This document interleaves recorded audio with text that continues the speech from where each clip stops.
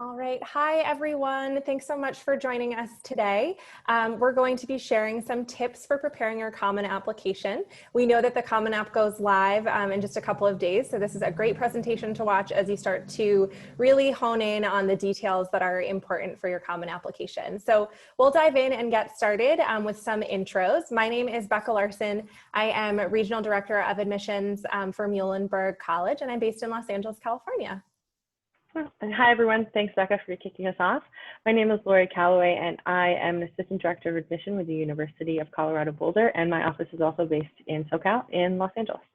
Awesome. So we're going to go ahead and get started. And so since I brought up the fact that we are both regional admission officers, I just want to quickly let you know about the organization that we are a part of. So we are a part of RACC, which is the Regional Admissions Counselors of California.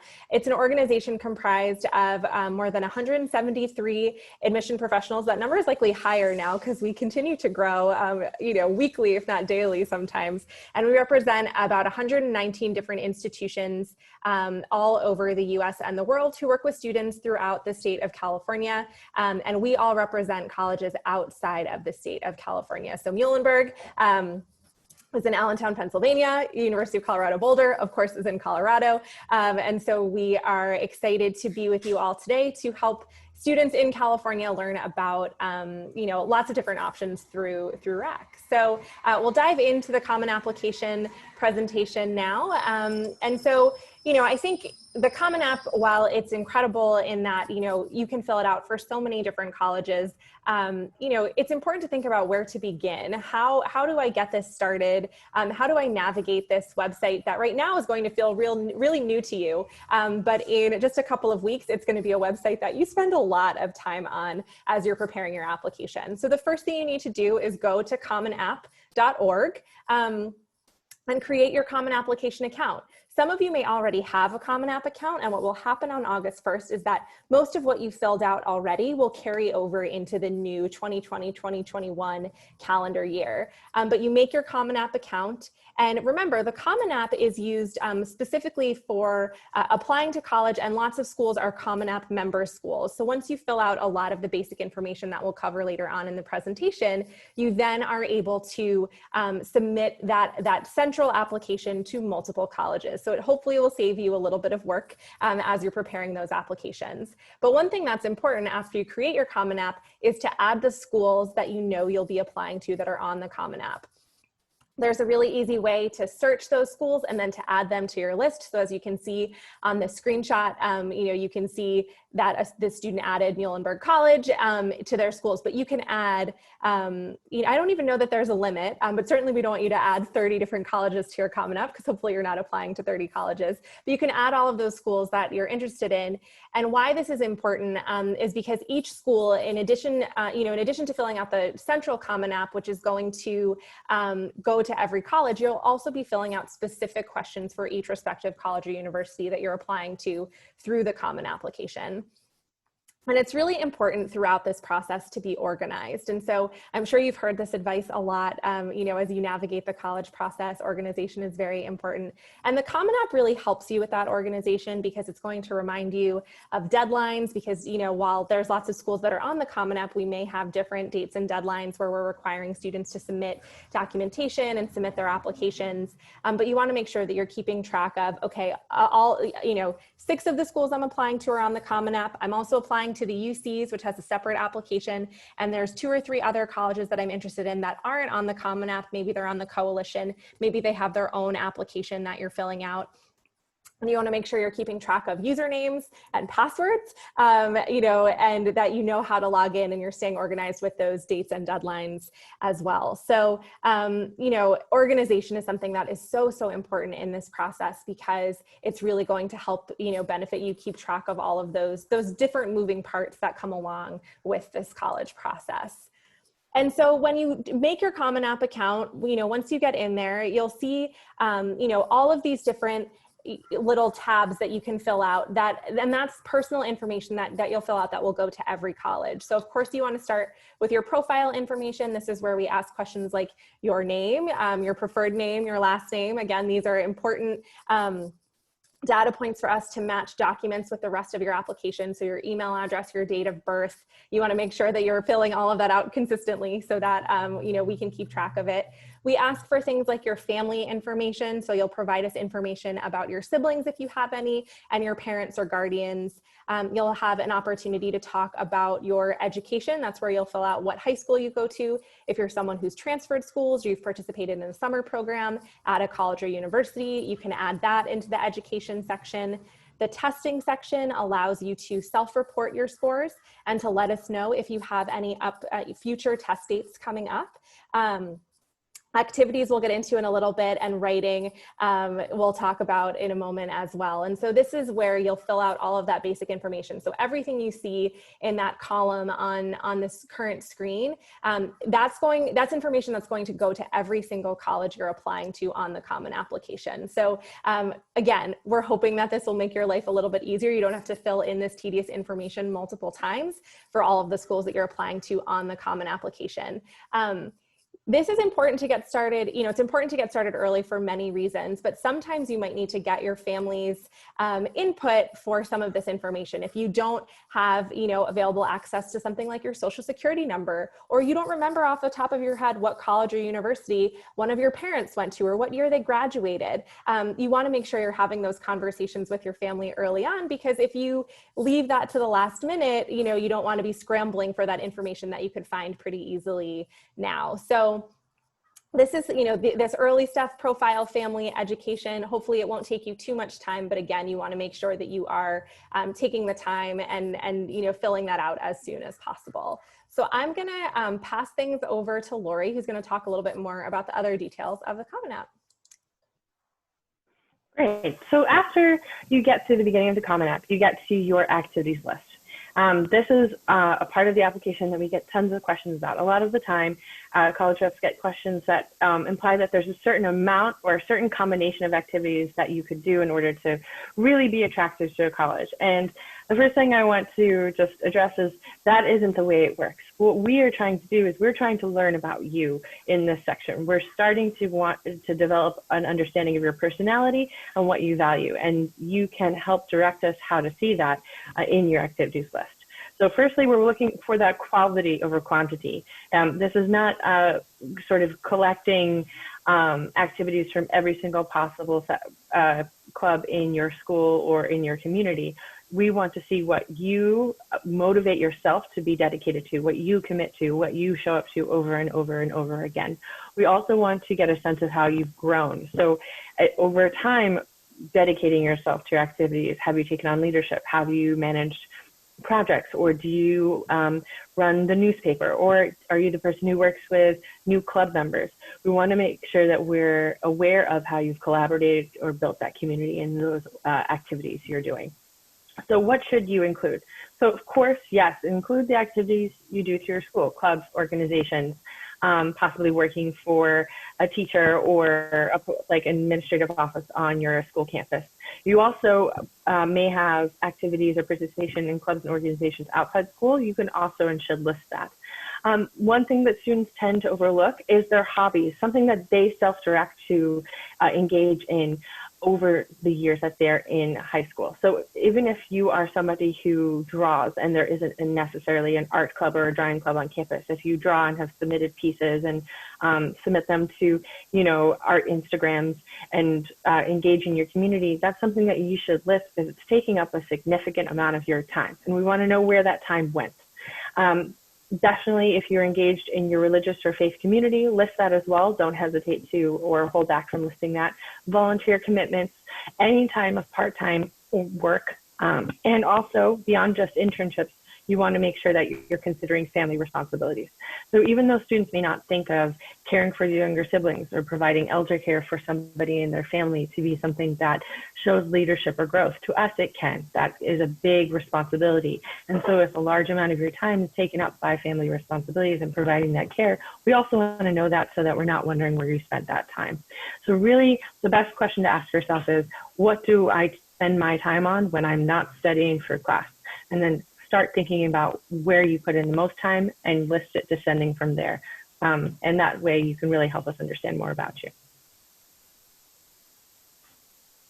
So this is what this section will actually look like. First, you'll have your activity type.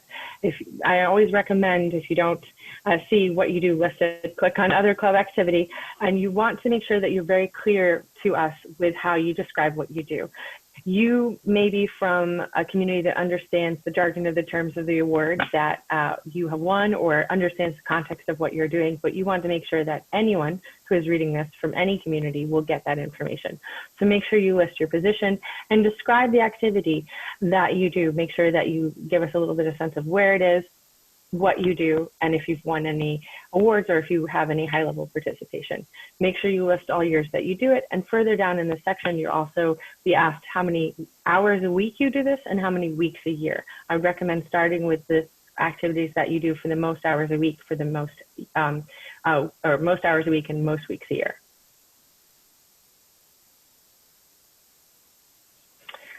So the essay. This can be a stressful part of the application. Who really wants to write about themselves and then send that out to people who they may never have met? This can be intimidating, but this does not necessarily need to be. The first thing you need to know is you are the person and you are the subject that is important. What we really want to see, we don't have a template. We are not looking to hear our own opinions reflected back to us. We want to get to know you. What do you embody? Who are you? Why do you do what you do? How do you make your choices? Now, we also want to see how well you perform while writing. There's a part of this that's assessing just where you are with your academic ability in writing. So you want to make sure that you're also taking time to get help from an outside editor that you trust, that you are doing essay or review before you have to submit this, so that you're not writing and finishing up your essay right before the deadline. We also want to know in this part how you consider yourself. Are you aware of the way that you impact the world? Are you aware of why you do what you do? The reason why we are asking this is because at this point, when you're applying, most of every part of your application is pretty set. You've received the grades you've received. You've already made the impressions that are going to form your recommendations. If you test, that's sort of a single moment in time. The essay is the last chance where you get to literally tell us how to think of you and how to consider you. So don't write what you think we want to see.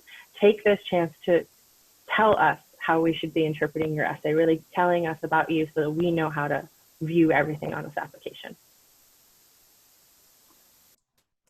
Yeah, and just so y'all are aware, we have different essay opportunities available online through RACC, and there's great resources on our website as well. So if you are feeling stuck, know that there's people here to support you and help guide you through the process. But as the advice we gave before about starting early, that is key in this process. You don't want to leave anything to the last minute because those deadlines really creep up on you.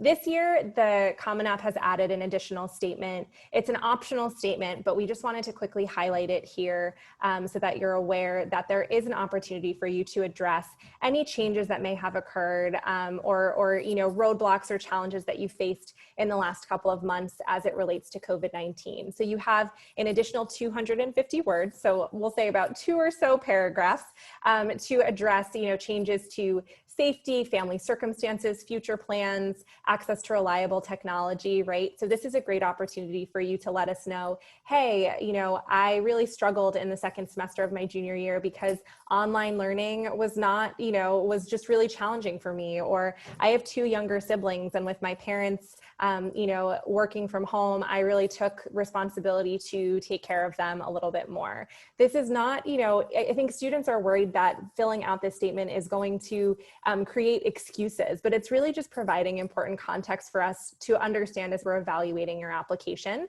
It also gives you the space and freedom to not feel as though you have to dedicate your Common App essay to writing about the Common App. I think Lori and I and many of my colleagues are nervous that we're going to read thousands of essays about how I spent my quarantine this year. And it's not to say that we won't read phenomenal essays that are super reflective and well written about what experiences that students have had, in the last couple of months. But we also know and recognize that you were interesting and wonderful and engaged people before this pandemic and that you will be after as well. And so don't feel as though we are looking at a student negatively if they're not writing their Common App essay about COVID-19. And you now have the space built into your Common application to share with us how things have changed for you, right? Whether that's online learning, whether that's my Eagle Scout badge has been delayed because I couldn't complete the project that I needed in order to get that award. We understand that every single person has been impacted by COVID-19 in some capacity. And so this is your space to share a little bit more about this. Something we often say as admission officers is we don't know what we don't know, right? As much as Lori and I wish that we could read minds, we can't. And so, if we see a dip in grades in sophomore year and there's no explanation as to why, we're just going to see that as a dip in grades with no explanation. But if a student shares with us that they had, an injury or a death in the family or something happened that really made their grades dip, that context is really important for us to have going into our evaluation of your application. So in addition to the COVID-19 statement, there is an option for additional information. And so this could be where you explain that you had that sports injury that kept you out of school for a month in sophomore year, or that your family moved and you transferred schools in junior year and that was a really tough transition for you. You can tell us a little bit more about a meaningful activity in more detail. You can provide, as I said, context for an academic or personal situation. You can highlight an award or honor that you've been awarded that you don't have the opportunity to explain anywhere else in your application. If your school has a unique curriculum or grading system, you can provide that context there. If your family circumstances have changed, you can let us know there. What it is not, that additional information is not there for, just submitting a second personal statement. If you wrote two and you don't know which one to submit, don't, put that in the additional information section. Don't upload, a resume there. If a school allows you to submit a resume, they'll likely allow you to do so in your student portal or by emailing your local admission officer. Or giving excuses for red flags, right? So it's all about, providing context and not necessarily making excuses for yourself, but just giving us all of the information that we need to move forward with reading your application. There's lots of students, I would say 8 out of 10 students do not put anything in the additional information section. And that is totally fine. That is not a negative in our process, but Common App really just wanted to give students the space to be able to elaborate on something that they know would be important for us to be aware of as we're evaluating their application. So if some of the examples that I gave you are, something that you connect with, like, oh, I was absent a lot in, my first year because of X, Y, or Z, or I want to make sure I explain that my school switched from having AP courses to now we just have honors courses, and I want to make sure the college is aware of that. Those are great ways to, to utilize the additional information section. So it's there for you if you need it, but if you don't need it, it's not going to negatively impact your application at all. So I'm going to pass things back off to Lori, who's going to talk about the supplemental essays, which can be a really big component of your Common application. Thanks so much. So supplemental essays are something that colleges who request them put a lot of work into before they ask you to answer these questions. These are, if a college has a supplemental essay, the answer to this essay is something that they're definitely going to review. And what they're trying to really get a sense of is, what is your genuine interest in us as a school? It's a way for us to really see how you see us and also see why you think we would be the right fit for you. So first off, if you read your essay and you can copy paste names of schools in there, that's a huge, that's just a huge thing to steer away from, because the school is going to notice if it is a pretty generic essay. Again, we really care about these and we've put a lot of thought into the questions. So we're going to notice as a student is not putting a lot of thought into the answer. There are two basic types of supplemental essays. And again, this is college admission, so there will be about one answer for every individual school. But in terms of very basic, you'll see questions that are more asking, tell us why us, really straight out. Why do you like us? Why this school? And then the other basic type of question will be giving you insight into the school's culture. So at one point, Notre Dame's question was about talking about the saint who founded them, or and at first the question looks like it is asking you about your position on faith. But what the question is actually saying is this saint believes that education is the process of moving from complete or from incomplete to complete. How do you think that education and college is going to complete you? So that question is more asking about how you see things, what your values are. So with either question, make sure that you think about the question before you answer it. Really be sure what they're asking you. And also look at the supplemental if you want a tip on that school's culture. Now, if you are going to be including details about our school, don't tell us ones that are pretty common knowledge. Most people know that Boulder has a football team and a football stadium. So we too, in our Office of Admission, know this. What a student who may be trying to tell me why they're interested in us maybe can do is if they want to work in physical therapy one day, they can do a little research onto the ways that our undergraduate biology majors work with the sports teams and how they get to serve the community. That tells me that you really thought about the question of why do I want to do this program here, which is another thing we're going to be looking for. Now, if you have not really, received that spark to answer this question, do a little research into the school. So first things first, check out the mission statement. It's usually about the about section or mission. I'm pretty sure most students skip this. And honestly, if I didn't have, periodically apply for jobs in college admissions, I too might skip it.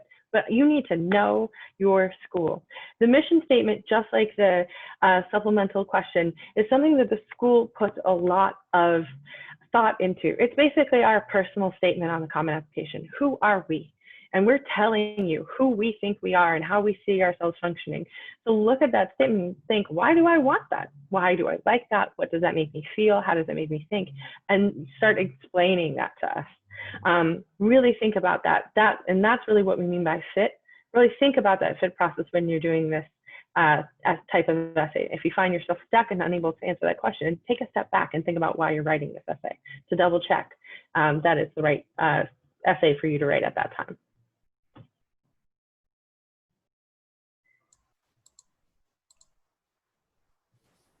Now, something I really want to alert our students to is that you have to, if your school asks you on the Common Application to submit a supplemental essay, you actually have to go over to the part of the Common Application, 3 tabs over from the tab you're most commonly going to spend time on, and individually submit that supplemental. If you finish your Common Application and you've done your supplemental essays and you're like, I'm ready to apply, and you go into your Common Application, you hit apply, that does not send the supplemental. So until we receive that supplemental, a school won't think that you applied, but you will think that you have because, you hit apply, right? You hit submit. So make sure that if you have schools that have supplemental questions, that you, when you are done with the answers to that supplemental, you individually submit that supplemental to school before the deadline or by the deadline, as well as the Common Application. And hitting submit on one doesn't trigger the other. So sometimes we do receive a student supplemental essay before the Common App, and we just hold on to it and wait until you're ready to give us everything. But you are able to send them separately if you're done with one and not the other, but you have to remember to submit both of them. Yeah, and one thing to keep in mind is that some of the questions, we call them member questions, are dynamic, and that sometimes if you select a particular program that's of interest to you, a new question might pop up that's asking you to write a quick paragraph about that question. So again, this goes back to making sure that you're prepared and you're answering these questions as soon as possible, just so that you are aware of all of the different written components that might be required for each respective college that you're applying to. A lot of the questions that we ask across institutions will feel repetitive, right? You'll see you have to enter your preferred start term, you have to enter your admission plan, your intention of whether or not you want to live on campus. Many colleges that you apply to on the Common App will ask these questions, but each school's member questions are going to be a little bit different. So as you're adding schools to your overall Common App list, you want to make sure that you are filling out these questions as soon as possible, so you're really aware of all of the different requests that colleges are asking of you. So I know that was a really quick way for us to condense the Common Application. Of course, it's more complex than what Lori and I just covered in the last half hour or so, but it's a really good jumping off point for you to get started with that Common App. Since we go live on August 1, most deadlines don't come up until mid-October to early November, some of the earliest college deadlines. So it's great to get started now. I know that we're all spending way more time at home than we had ever anticipated, and so it's a great opportunity for you to say, you know what, let me kick off my college process even earlier than I thought. So we want to thank you so much for joining us today. If you have any questions for us, certainly our contact information is on the RACC website, and we wish you the best of luck in your college application process. Thanks so much.